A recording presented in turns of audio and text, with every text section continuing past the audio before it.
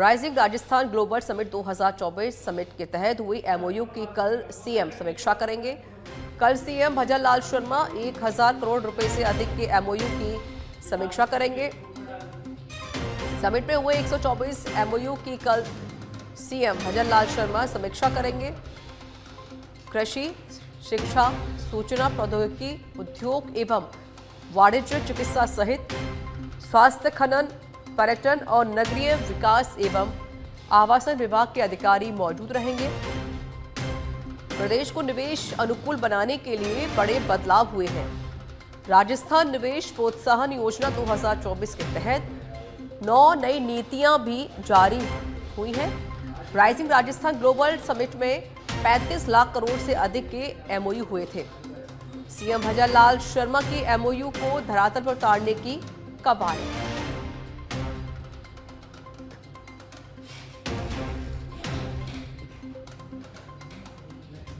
तो कल मुख्यमंत्री भजन लाल शर्मा समीक्षा बैठक करने वाले हैं, जिसमें कई अधिकारीगण और मंत्रीगण भी मौजूद रहेंगे।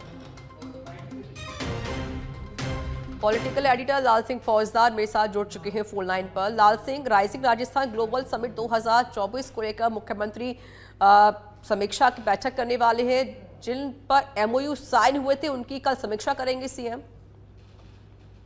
लेकिन सर, राइजिंग राजस्थान में जितने भी एमओयू हुए हैं वो जमीनी धरातल पर कैसे उतरे, इसको लेकर सीएम भजन लाल सरकार लगातार काम कर रही है और प्रयास यही है कि इस बार जो कभी 35,000 करोड़ के व्यवसाय हुए हैं वो जमीनी धरातल पर उतरे, ताकि हर जिले में उसका फायदा मिल सके, जनता को फायदा मिल सके, रोजगार के लिहाज से फायदा मिल सके। इसी को ध्यान में रखते उन्होंने अलग अलग कैटेगरी बनाते हुए अधिकारियों को जिम्मेदारी दी है और 1000 करोड़ से अधिक के जो एमओयू साइन हुए उनकी समीक्षा खुद सीएम भजन लाल शर्मा कर रहे हैं। इससे पहले उन्होंने तमाम जिला कलेक्टर को आदेश दिए थे, विधायकों को, मंत्रियों को ये आदेश दिए कि उनके जिलों में, उनके क्षेत्र में होने वाले तमाम एमओयू की समीक्षा करें और पता करें कि उनको जमीन धरातल पर उतरने में कोई दिक्कत तो नहीं है तो उसका समाधान करें।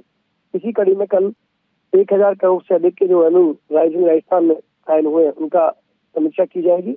करीब 124 एमओयू हुए हैं जो 1000 करोड़ से ऊपर की राशि के हैं, उनकी समीक्षा की जाएगी। बैठक में कृषि, शिक्षा, सूचना प्रौद्योगिकी, उद्योग एवं वाणिज्य, चिकित्सा सहित स्वास्थ्य, खनन, पर्यटन, नागरिक विकास के विभाग के अधिकारी मौजूद रहेंगे और एक एक एमओयू को लेकर उसकी क्या वर्तमान स्थिति है, आगे उसको कैसे आगे बढ़ाया जाए, कहीं जमीन आवंटन में कोई दिक्कत तो नहीं है, कहीं कोई इंफ्रास्ट्रक्चर की जमा, उन तमाम पहलुओं पर कल समीक्षा मिलकर की जाएगी। बिल्कुल लाल सिंह, देखिए तमाम ऐसे विभाग है जिसको लेकर समीक्षा भी की जानी है। लाल सिंह, इस बीच कौन कौन मंत्रीगण मौजूद रहेंगी, कोई जानकारी इस बारे में, और कितने बजे समीक्षा बैठक होगी? लाल सिंह, 12 बजे ये बैठक है और तमाम जो इससे जुड़े हुए अधिकारियों के साथ की समीक्षा बैठक करेंगे। विभागों के मंत्रियों को भी बुलाया जा सकता है, लेकिन मकसद इसमें यह है कि जो एमओयू हुए हैं 1000 करोड़ से अधिक की राशि की रिचा, उनकी जमीनी हकीकत क्या है, जिन अधिकारियों की जिम्मेदारी दी गई है उनसे बात करेंगे। इसके साथ ही जिन जिलों में आए उन जिलों से संबंधित अधिकारियों को वीसी के जरिए जोड़ा जाएगा, विभागों के सचिव जुड़ेंगे, तमाम अधिकारी, इन जो तमाम करीब 124 एमओयू हुए उनसे जुड़े हुए अधिकारी, मंत्री मौजूद रहेंगे। जी चलिए लाल सिंह, मेरे साथ बने रहिएगा, मेरे सवाल आपसे और भी रहेंगे। और मुख्यमंत्री भजन लाल शर्मा का इकोनॉमिक विजन, सरकार का खजाना भरने की तैयारी की जा रही है। राजस्थान में पैसों की बरसात होगी, विकास और समृद्धि के लिए पैसों की अब कोई कमी नहीं रहने वाली है। अब सरकार इंफ्रास्ट्रक्चर डेवलप करने के लिए बैंक समूह से एमओयू करेगी। कल 2 बैंकों और राजस्थान सरकार के मध्य एमओयू होने वाला है। प्रदेश की रिन्यूएबल एनर्जी और संसाधनों की उपलब्धता पर फंडिंग के लिए बैंक ऑफ बड़ौदा और बैंक ऑफ महाराष्ट्र से राजस्थान सरकार का एमओयू होगा। मुख्यमंत्री भजन लाल शर्मा की उपस्थिति में राज्य सरकार एवं बैंकों से एमओयू होगा। बैंक ऑफ बड़ौदा से 20,000 करोड़ का एवं बैंक ऑफ महाराष्ट्र से 10,000 करोड़ का एमओयू होगा। और लाल सिंह फौजदार हमारे साथ लगातार जुड़े हुए हैं फोन लाइन पर। लाल सिंह, सरकार की मंशा है कि राजस्थान का विकास हो, यहाँ के युवाओं का विकास हो। अब यही कोशिश भी सरकार करते हुए 2 बैंकों के साथ एमओयू साइन करने वाली है।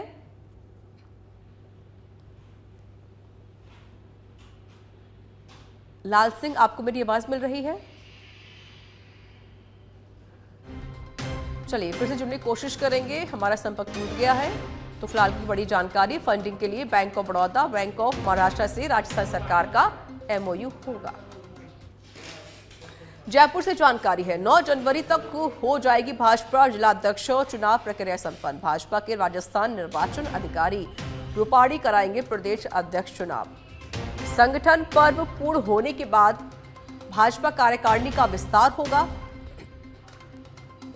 कार्यकारिणी के विस्तार के बाद बनाए जाएंगे पन्ना प्रमुख। भाजपा प्रदेश अध्यक्ष मदन राठौड़ ने इसकी जानकारी दी है। गुजरात के पूर्व सीएम हैं भाजपा के राजस्थान निर्वाचन अधिकारी रूपाणी।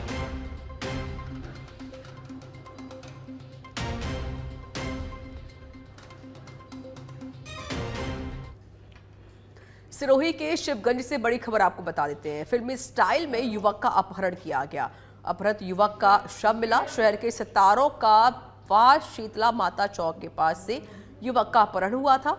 अपहरण करते समय कुछ युवक आए थे बाइक एवं एक्टिवा पर सवार होकर। शेखर तमामी स्कूटी से सवार होकर जा रहा था घर की ओर। अपहरणकर्ता स्कूटी गिराकर बाइक पर बिठाकर ले गए थे अपने साथ। घटनास्थल के आसपास प्रत्यक्षदर्शियों ने पुलिस को इसकी सूचना भी दी, जिस पर पुलिस युवक की तलाश कर रही थी, लेकिन मृत हालत में युवक का शव मिला देवली रोड पर।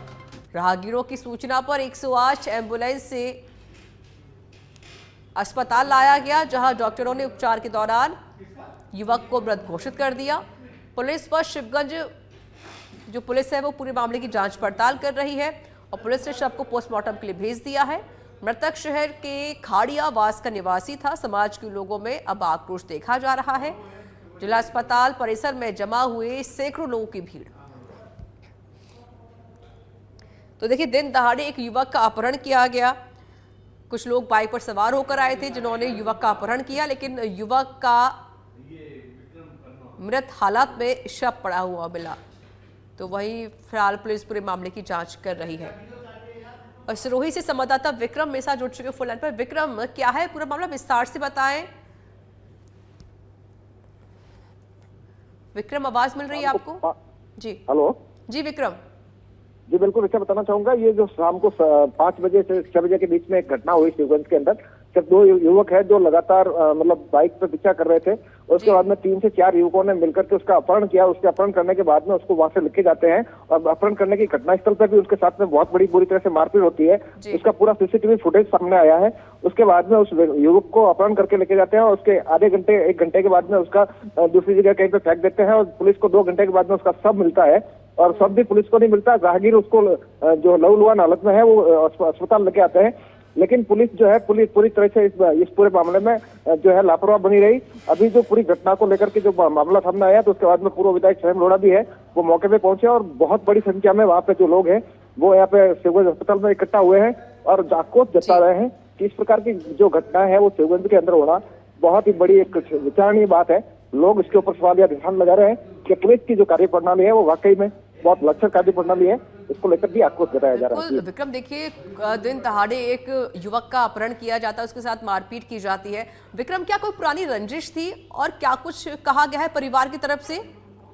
जी बिल्कुल, बताना चाहूंगा। इसमें जो युवक है जिसका मर्डर हुआ, वो युवक और जो अपहरणकर्ता जो युवक है वो सब एक ही मोहल्ले के रहने वाले हैं। उसकी मां ने जो अभी रिपोर्ट दी है उसमें ये बताया कि ये जो लड़के हैं, जो हमारे मोहल्ले के जो दूसरे लड़के हैं, उन लोगों ने वहां से अपहरण किया है और उनकी जो आपस में पहले कोई कहासुनी हुई थी, जिसको लेकर के ये आपस में रंजिश रखते थे और इसी कारण से इस युवक को वहां से उठा करके लेके गए और उस युवक के साथ में जो है बेरहमी से मारपीट करके उसके चेहरे पे बहुत गंभीर चोटें लगी है। उसके सर के पीछे की तरफ जो है गंभीर चोट लगी है। उसके लाठियों और डंडों से मारने की और सरियों से मारने की जो चोटें होती है वो चोटें साफ जाहिर दिखाई दे रही है और युवक को लहूलुहान हालत में वहां पर लाया गया था। उसके बाद में डॉक्टरों ने इसको मृत घोषित कर दिया। जी विक्रम, क्या परिवार ने कोई FIR दर्ज कराई है? जी बिल्कुल, मृतक जो शेखर कुमार है उसके मां जो है रेखा देवी, उसने रेखा देवी ने पुलिस को लिखित में रिपोर्ट दी है और नामजद युवकों के खिलाफ में जो है रिपोर्ट दी है। कम से कम 4 से 5 युवकों का उसमें नामों का जिक्र किया गया। इन लोगों ने उसको यहाँ से उठा के लेके गए, उसके साथ में मारपीट की, उसको मर्डर करने की जो है वो यहाँ पे उन्होंने रिपोर्ट दी है। पुलिस उस पूरे रिपोर्ट के ऊपर जो है वो जांच शुरू करेगी। पुलिस की कार्रवाई कहाँ तक पहुंची है अभी? क्या पुलिस ने किसी को गिरफ्तार किया है? ये जो युवक जिन्होंने अपहरण किया था, ये लोग कहाँ के रहने वाले हैं? ऐसी कोई और जानकारी मिल सकी है क्या? अब तक कार्रवाई कहाँ तक पहुंची है पुलिस की?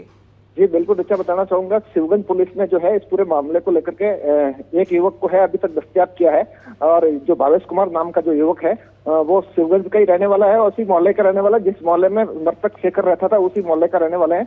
और दूसरे जो नामजद जो आरोपी है वो भी सारे उसी मोहल्ले के रहने वाले, शिवगंज शहर की जो खराब खाड़िया इलाका है, खाड़िया इलाके के रहने वाले हैं। और खाड़िया इलाके में ये सब एक ही मोहल्ले में रहते थे। लेकिन किसी बात को लेकर के इनके बीच में जो पहले कोई झगड़ा हुआ था उस बात को लेकर के उस रंजिश थी और रंजिश के चलते ही इसका जो आज अपहरण हुआ और अपहरण के बाद में उसकी जो है वो हत्या की गई। चलिए, शुक्रिया विक्रम आपका अधिक जानकारी देने के लिए।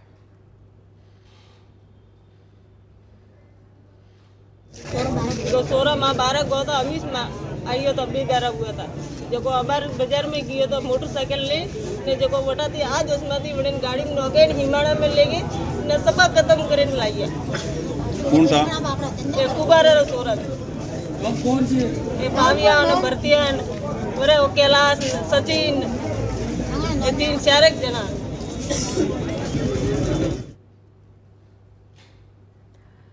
तो आप यहाँ पर देखिए मृतक की माँ को भी सुन रहे थे। उन्होंने कहा कि उनके बच्चे को वो लोग ले गए और उन्होंने उसकी हत्या कर दी। फिलहाल देखिए पुलिस पूरे मामले की जांच पड़ताल कर रही है और साथ ही जो आरोपी है उन्हें उनकी तलाश भी लगातार जारी है। भरतपुर की बयाना से खबर है जहां जमीनी विवाद को लेकर दो पक्ष आमने सामने हो गए। दोनों पक्षों के बीच झगड़े के दौरान एक पक्ष ने आत्मरक्षा में आधा दर्जन राउंड फायर किया। फायरिंग से आसपास के लोगों में दहशत फैल गई। दूसरे पक्ष के लोगों ने खाली प्लॉट में बने कार गैराज में आग लगा दी। सूचना पर एडिशनल एसपी हरिराम कुमावत मौके पर पहुंचे। दोनों पक्षों से समझाइश कर शांति बनाने की अपील भी की गई। मौके पर भारी पुलिस बल भी तैनात किया गया है। बयाना कस्बे के पंचायत समिति मार्ग पर स्थित श्याम सरोवर कॉलोनी के मैन गेट के बाहर की पूरी घटना है,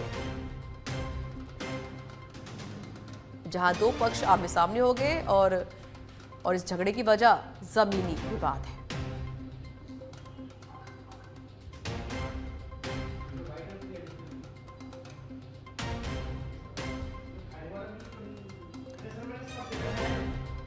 ये तस्वीरें आप देख रहे हैं, ये वीडियो काफी वायरल हो रहा है, जहां पर देखिए दो पक्ष आमने सामने हो गए, एक दूसरे पर हमला करने लगे। ईंट पत्थरों से हमला हुआ, यहां तक कि एक पक्ष ने तो आधा दर्जन से ज्यादा राउंड फायरिंग कर दी। उसके बाद पुलिस को मौके पर बुलाया गया। पुलिस ने सभी दोनों पक्षों से अपील की कि शांति बनाए रखें और साथ ही भारी पुलिस बल भी तैनात किया गया।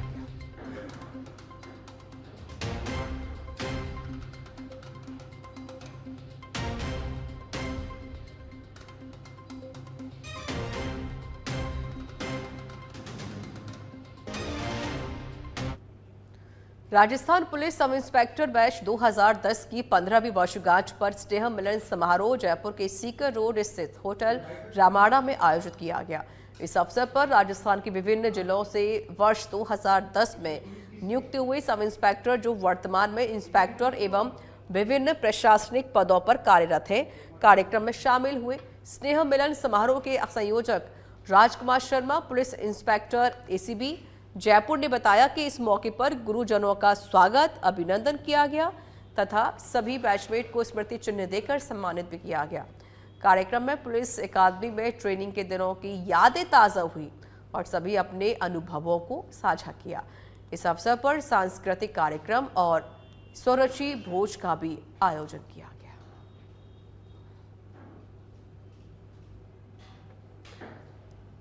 तो 15वीं वर्षगांठ पर स्नेह मिलन समारोह हुआ, जहां पर 2000 बैच के जितने भी एसआई थे वो पहुंचे और एक ग्रुप फोटो भी लिया गया। लोगों ने सभी ने अपने अपने अनुभव भी साझा किए और साथ ही गुरुजनों का आशीर्वाद भी लिया।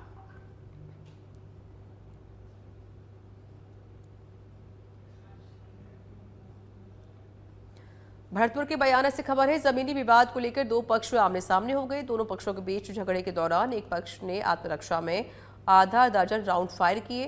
फायरिंग से आसपास के लोगों में दहशत फैल गई, तो वहीं दूसरे पक्ष के लोगों ने खाली प्लॉट में बने कार गैराज में आग लगा दी। सूचना पर एडिशनल एसपी हरिराम कुमावत भी पहुंचे। दोनों पक्षों से समझाइश की गई, पूरे मामले को शांत करवाया गया, शांति बनाए रखने की अपील की गई। मौके पर भारी पुलिस बल भी तैनात किया गया। बयाना कस्बे के पंचायत समिति मार्ग पर स्थित श्याम सरोवर कॉलोनी के मेन गेट के बाहर की घटना है ये।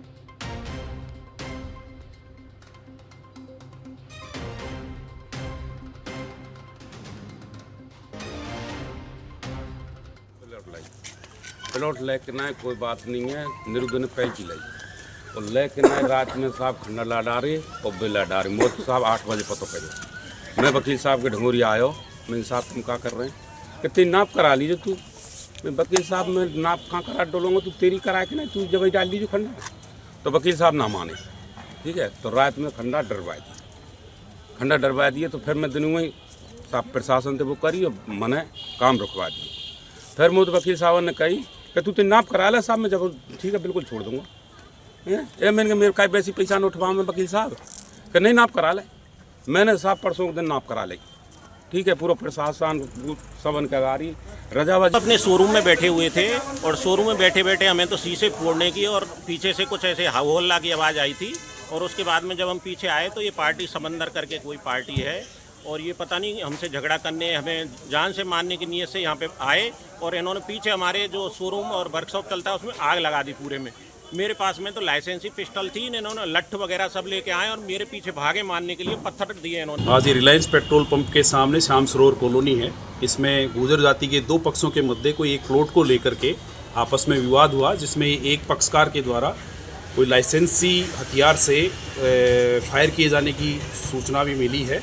इस संबंध में दोनों पक्षों को लेकर के थाने बुलाया जा करके और घटनाक्रम की जानकारी की जा रही है। मौके पे पुलिस जाब्ता तैनात है, घटनाक्रम के बारे में जानकारी कर रहे हैं। दोनों पक्षों से जो भी रिपोर्ट लेकर के इसमें नियमानुसार कार्रवाई की जा रही है।